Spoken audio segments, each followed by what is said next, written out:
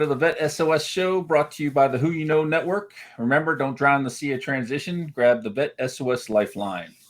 I hope you are ready for some serious knowledge bombs. We got a great guest today with us, Monte Montgomery. He's going to be sharing all kinds of great things with us. It's going to be so great talking to him.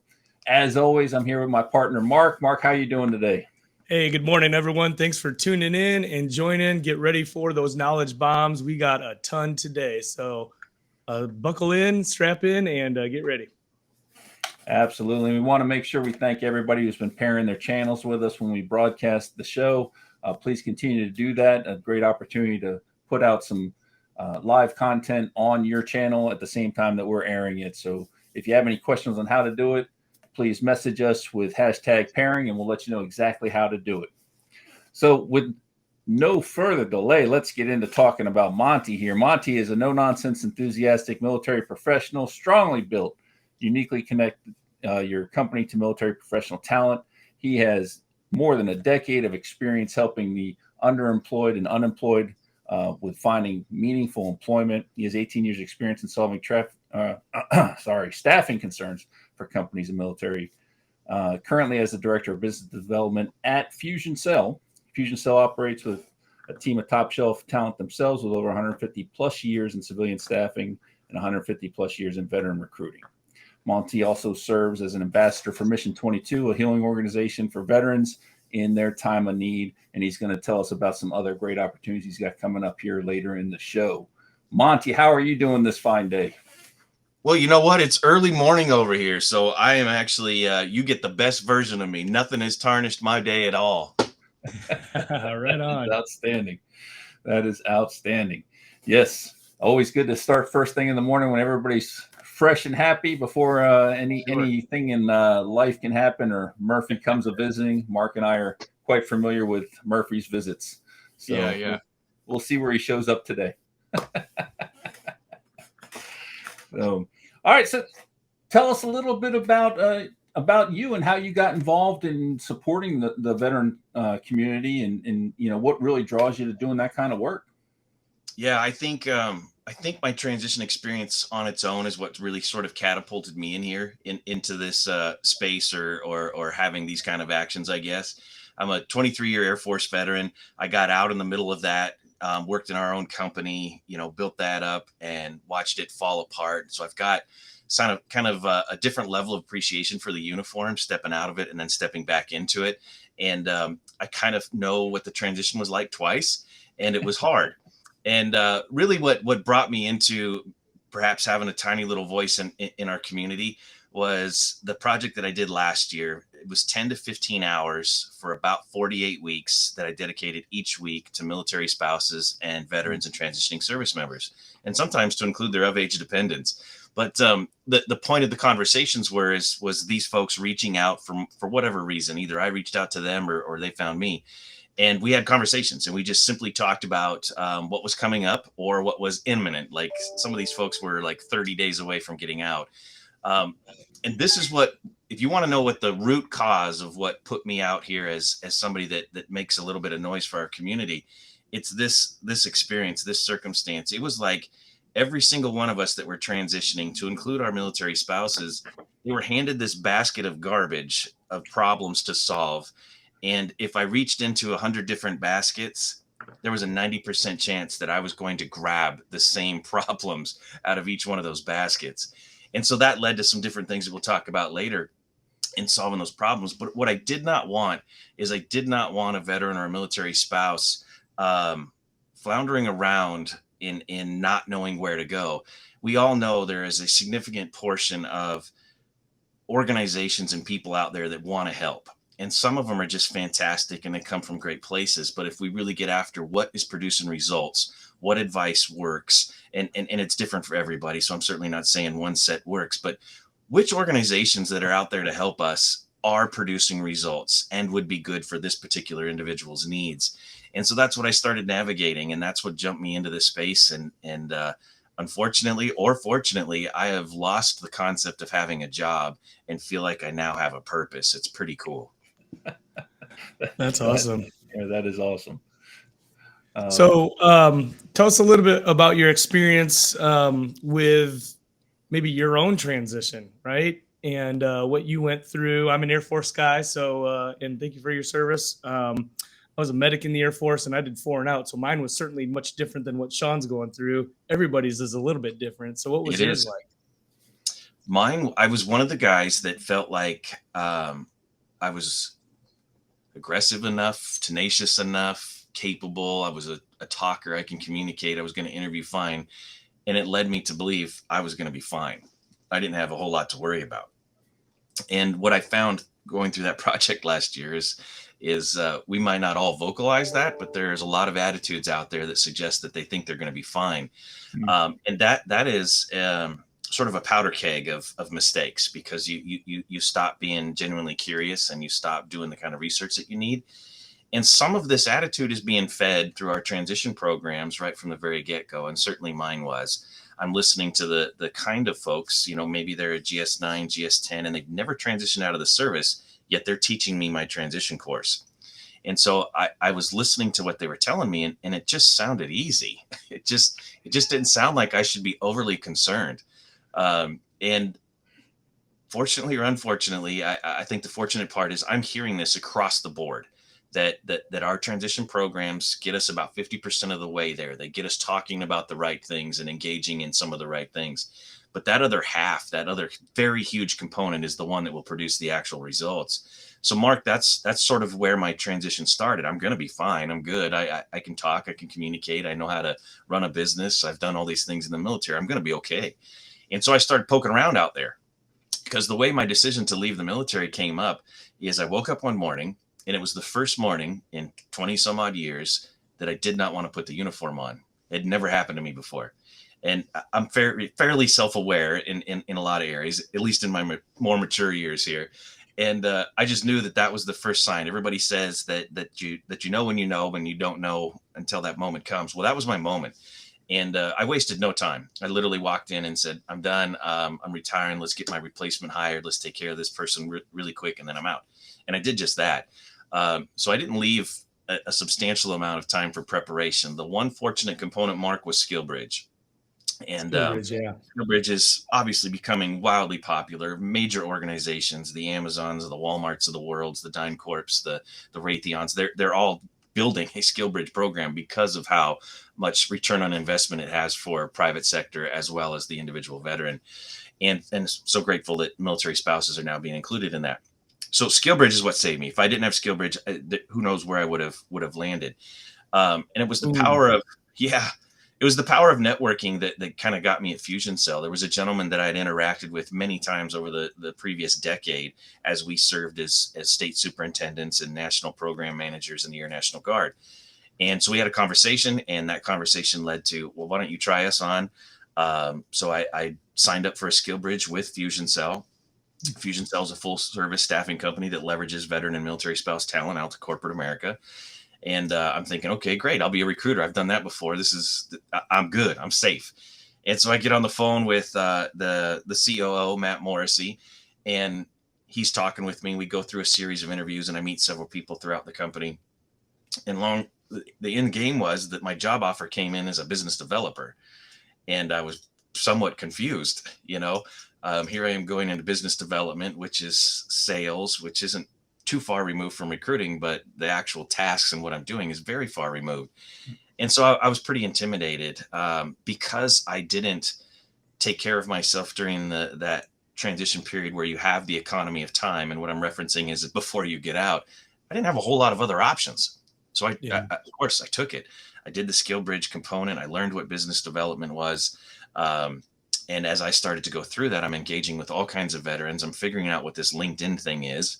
Thank goodness I figured that out quick, because the power of it is incredible. So if there are transitioning service members out there who are discounting its capability, you're making a mistake.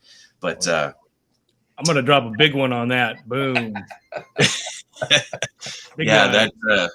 That is single-handedly beyond SkillBridge. SkillBridge, I think, is still the most effective transitioning tool we have out there.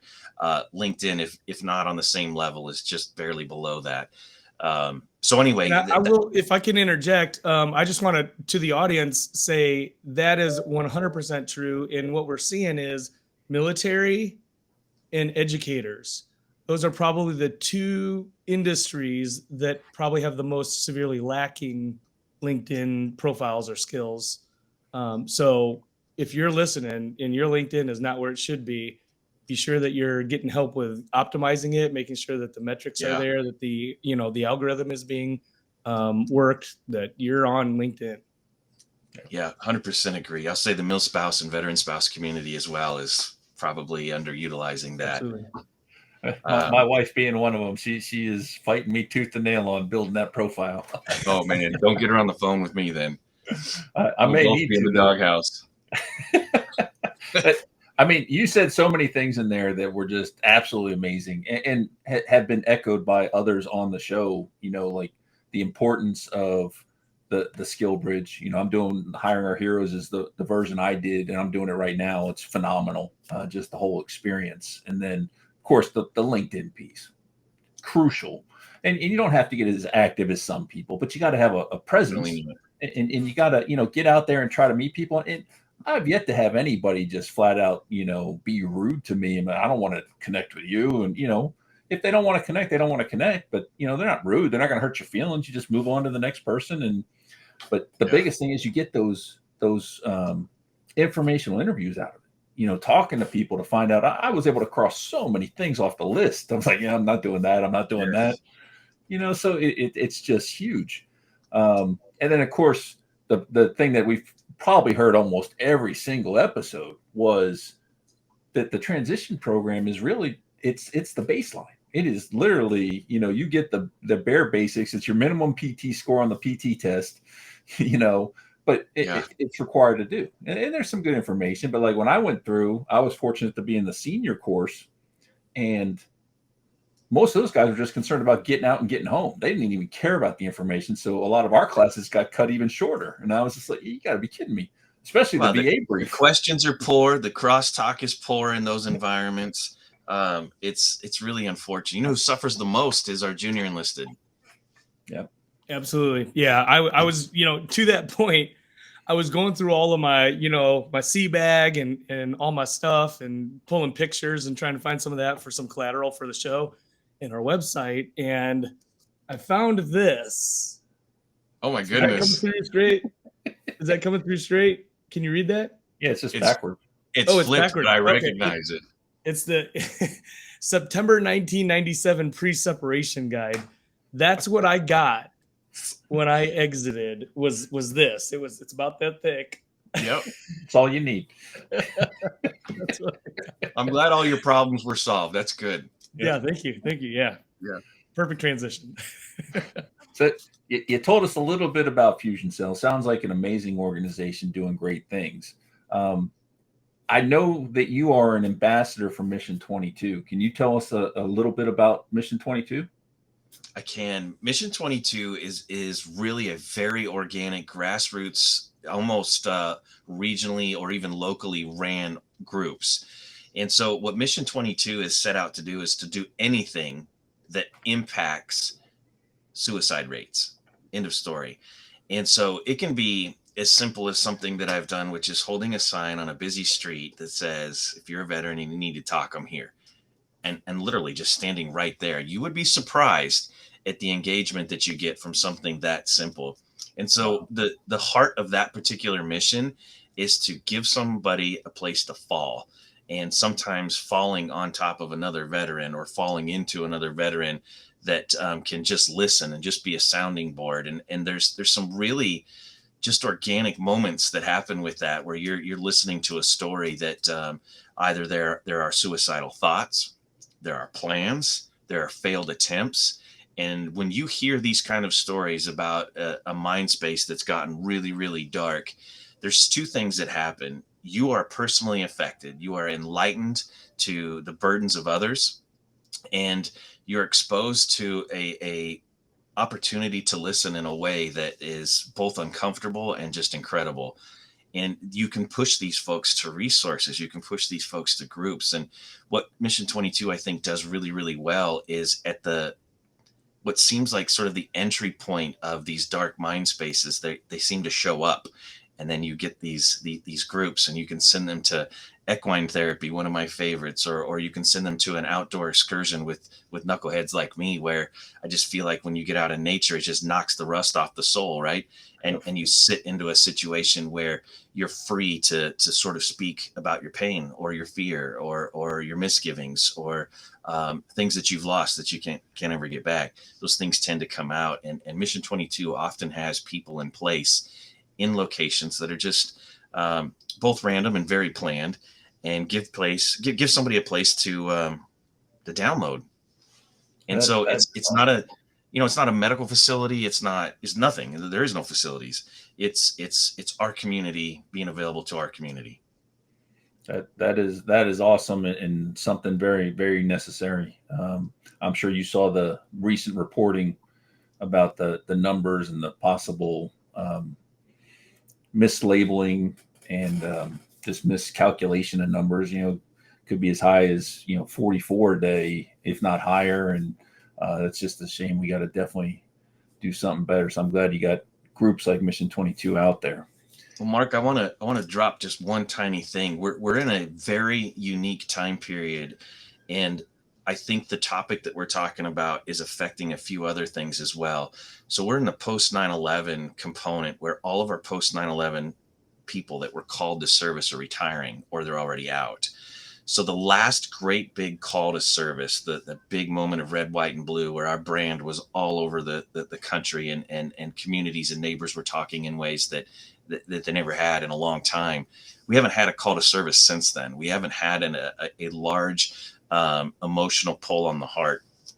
And so we're going to see a veteran community that is going to leave the service, not with less appreciation or community awareness or things like that, but we're going to walk into a workforce that is also being built by post 9/11 folks.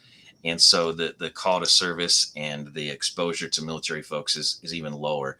And I think that increases the likelihood of some issues that are coming out there. And it also impacts real day recruiting, because now we don't have our community going out there and telling a really great positive story. We don't have that big, cut me open, I bleed red, white, and blue thing. So I think full circle, like the more that we can dive into this and impact it, and I would imagine our suicide rates go through seasons. I hope there's some things going on behind the scenes. There's things doing at local levels, trying to discover these seasons and what triggers those. And what are we walking into right now? We're walking into the holidays. This can be one of the most loneliest and dreadful seasons in somebody's mind space that might be thinking about taking their own life. And we need to be aware of that. Often the person that needs the most help makes the least amount of noise. Now, I know that Mission 22 also, and I was reading that you guys do a lot of work with, PTSD, trauma disorder, things like that veterans are dealing with. And there's, obviously that link. Somebody had mentioned to me, I think it was yesterday, actually, they had asked about veterans in use of, what was it, EMDR? Are you familiar with that? Eye movement desensitization and reprocessing? I've heard of it, but if you were to ask me to speak smart on it, it would go poorly. I'm just wondering, what are some of the other ways that you guys are helping treat, those, or not that you guys are treating, but, help supporting the treatment for those folks that are dealing with trauma and PTSD? Well, organizations, that's a big link, right? Yeah. Well, organizations like Mission 22, they develop very robust partner ecosystems. So there's very unique, there's also stages in the sort of, I'm going to take my own life process. And so there's different levels that need to go through that. A combat veteran that has really seen certain things throughout combat, their needs are a little bit different sometimes than perhaps maybe the common veteran that experienced some things in service that may not be directly related to life and death situation, but just as traumatic to them. So there's different partners that these folks will refer them out to. So they've got a resource, or Yes. a list of resources that they can partner with. Yeah. Great. I'll give you an example. Let's say I'm on the street corner and I'm talking to a veteran and I don't know what to do. I literally can call our state representative or our regional representative, or maybe they're on site with me, and we can ask about that. And they've got basically a Rolodex of activity that can go any direction. And a lot of times, if we're doing something that's really local and not on a large regional event scale, they have all of the listings of who they should go to right now in that moment, or they can make phone calls right there. And then of course you've got, the National Suicide Hotline that you can get cranking on right away. But the magic is typically the healing veteran to veteran and not having to go to any extremes. But there's a Rolodex and a partner ecosystem that sits there. Yeah. That's Awesome. so important.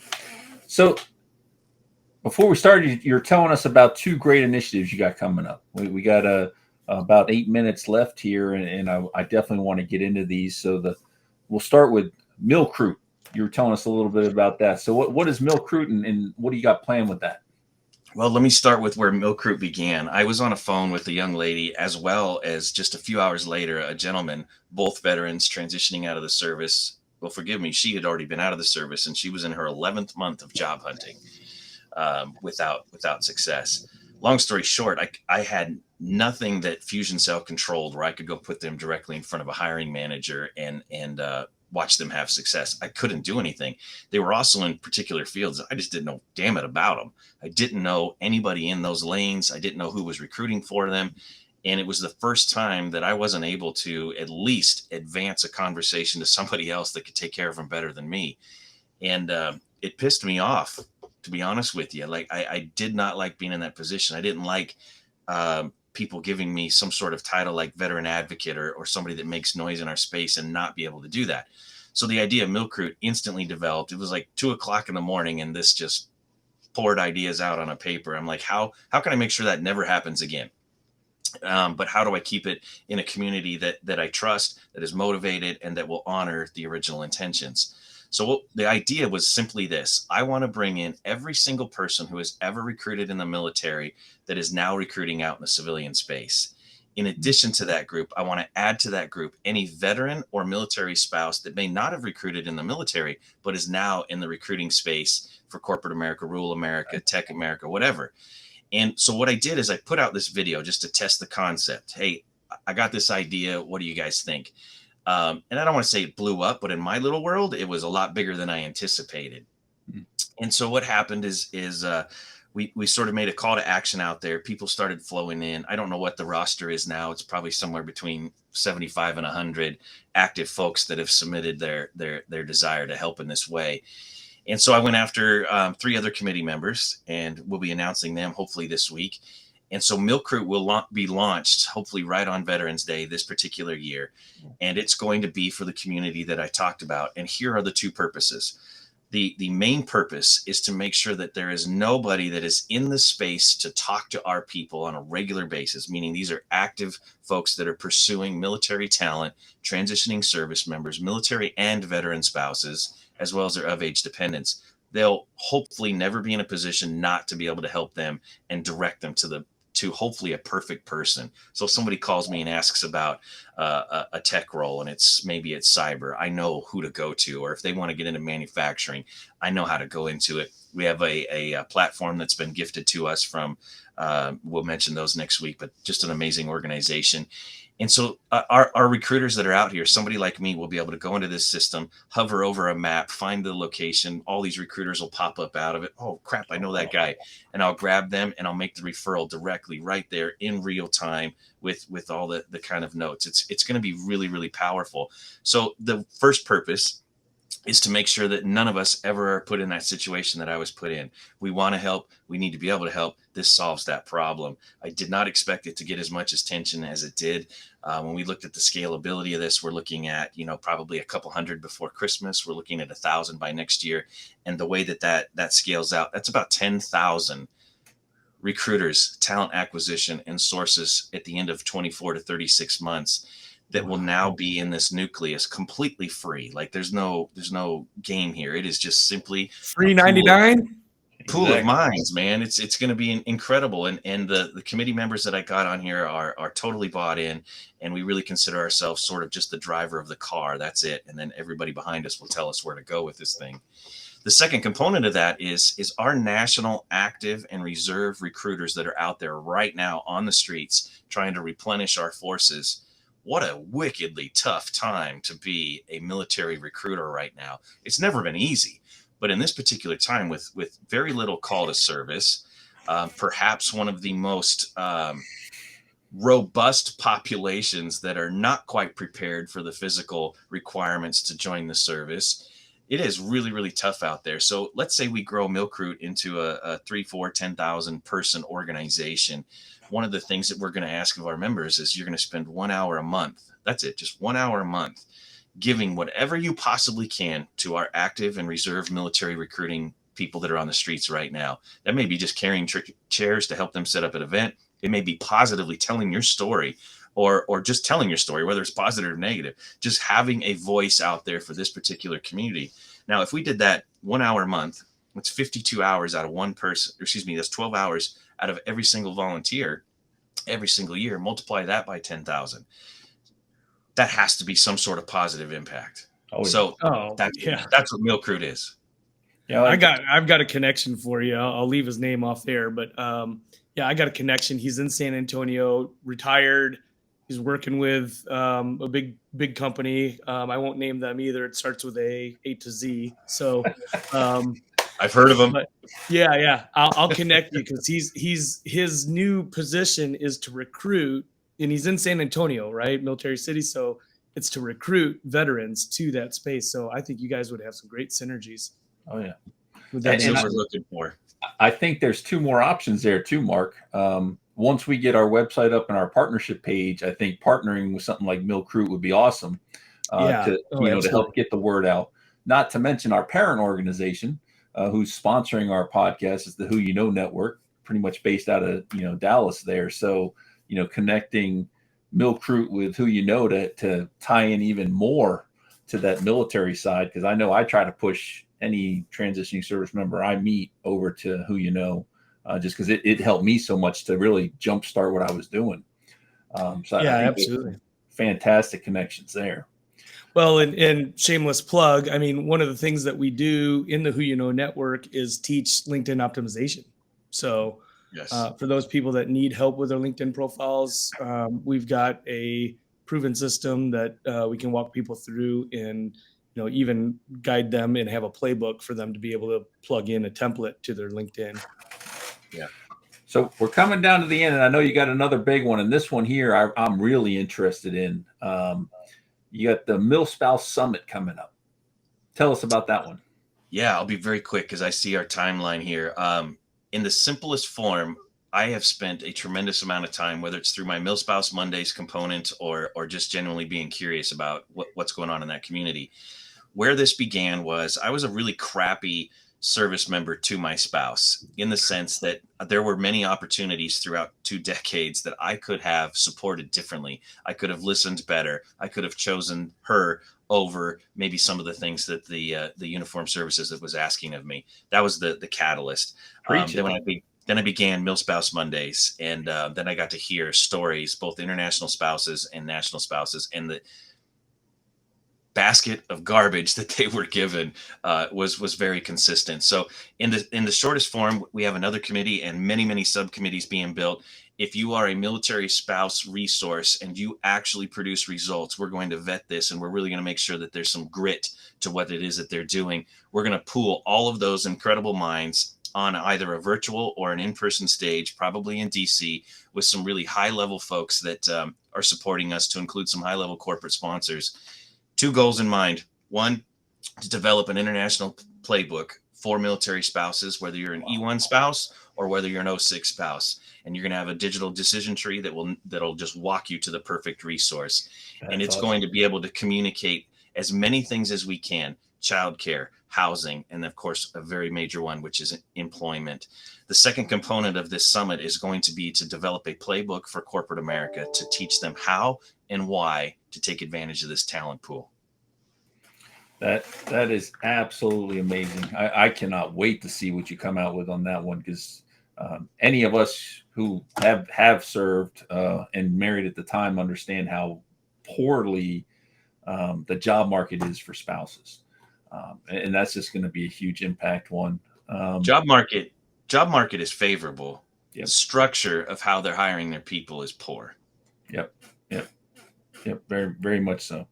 So we got your LinkedIn scrolling across the bottom. The best way to connect with you is through LinkedIn. I encourage everybody to at least follow Monte on LinkedIn. He puts out some great information. He's got some just the Millspouse Monday alone is well worth checking out. Then you got, things with Fusion Cell, which is just amazing to watch. You're doing amazing things for the community. We appreciate everything you're doing for sure. As we get ready to close here, you got any parting words you'd like to share there, Monte? No, I will just plug Fusion Cell, full service staffing company loaded with veterans that speak and think very similar to me. We're just out here to kick ass and take names for this community and partner with great organizations. And the last thing that I'll say, because a lot of the folks that will be listening to you will be in this transition component or shortly afterwards. When you go and do your networking, be genuine, be deliberate, and be consistent. Well said. Well said. All right. Well, Monte, we thank you for coming on. It's been an amazing interview. You dropped some serious knowledge on us like we knew you would. Hope everybody enjoyed the episode, and please make sure you follow Monte. And thank you again for tuning into the Vet SOS show. Remember, don't drown the sea of transition, but grab the Vet SOS Lifeline. Saturday, October. It's Saturday. I know. I should have worn it. But I'm a little